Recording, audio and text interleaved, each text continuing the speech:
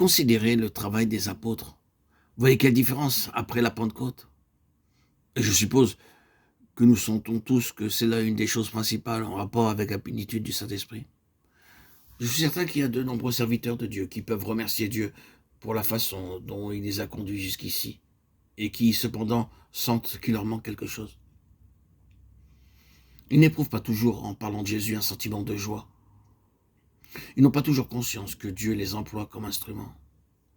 Cependant, c'est là ce que Dieu désire de chacun de ses serviteurs.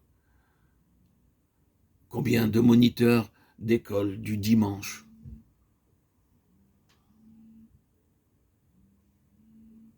ou de chefs de classe biblique peuvent dire « Je suis faible, timide, ignorant, mais je sais que c'est Dieu qui m'emploie, car j'ai consenti à faire tout ce qu'il voudrait. Bien que mon travail soit faible et que parfois j'en sois honteux, je ne me tourmente pas à ce sujet, car j'ai tout remis entre les mains de Dieu et me suis donné à lui, afin qu'il m'emploie pour son service.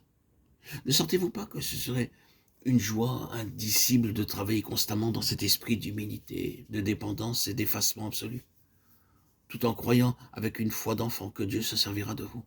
Oh, comment pourrais-je obtenir cela? Regardez les apôtres, regardez les disciples.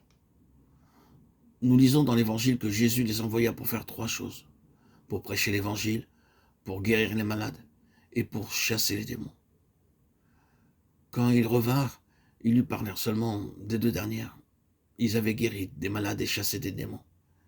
Mais l'Évangile ne nous dit pas qu'ils aient parlé des âmes converties. Je ne crois pas que leur prédication avait eu de grands résultats.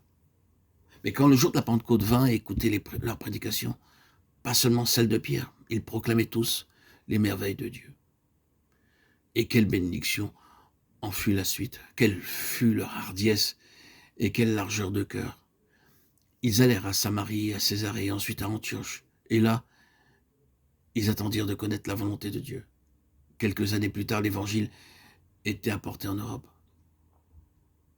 C'est par la puissance du Saint-Esprit que toutes ces choses furent accomplies. Et nous avons besoin de cette puissance pour faire l'œuvre de Dieu.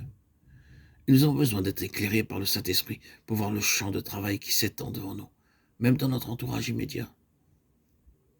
Je remercie Dieu pour l'intérêt que les chrétiens portent actuellement aux missions en terre lointaine et parmi les païens.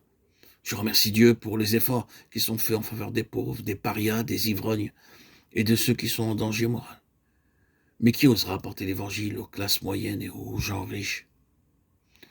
N'y a-t-il pas parmi vous des gens qui font partie d'une église ou d'une assemblée et qui assistent au culte dimanche après dimanche, aux côtés de gens dont beaucoup sont inconvertis?